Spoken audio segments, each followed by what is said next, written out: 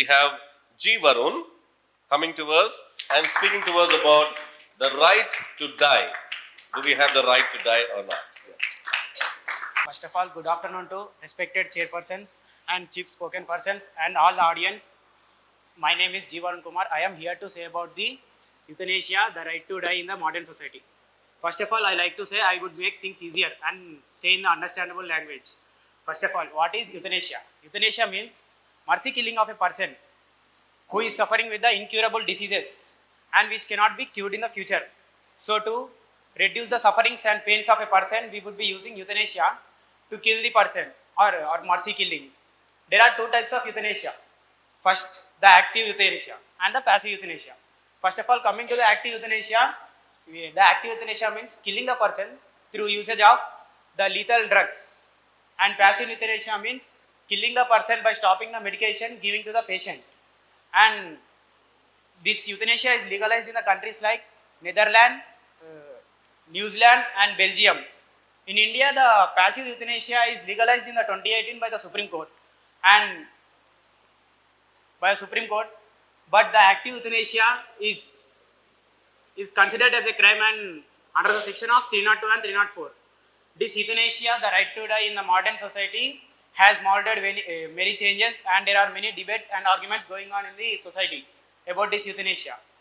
First of all, I would say that some activists and people says arguments that this euthanasia would be helpful for the dignity of death of a person, and a person like to choose death when he wanted to. For example, take me as an example. I am a 70 years old man. I have lived my life through his peak, and I have spent the quality time with my children's wife, etc. But now I am suffering with the disease which cannot be cured in the future. I would be died in 2 months. So I would like to take euthanasia to reduce the sufferings of pains and get the dignity of death. And the process of euthanasia is, first of all, the patient need to give the consent to the doctor, and there should be a written note, and the physician would be checking the patient's condition, and he would be giving to the jurisdictions, and there would be counseling session to the patient, and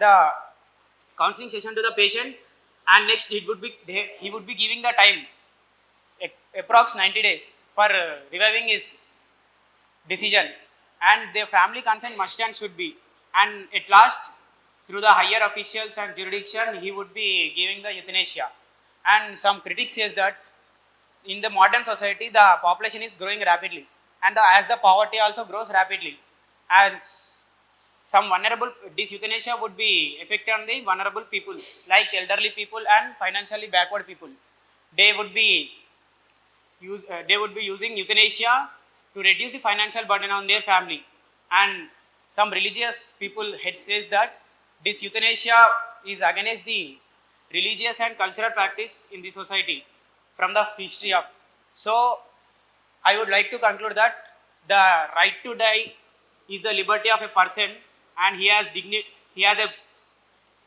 dignity to die, but this euthanasia need to be legalized, but under some strict legal authorities and on the higher officials. Thank you.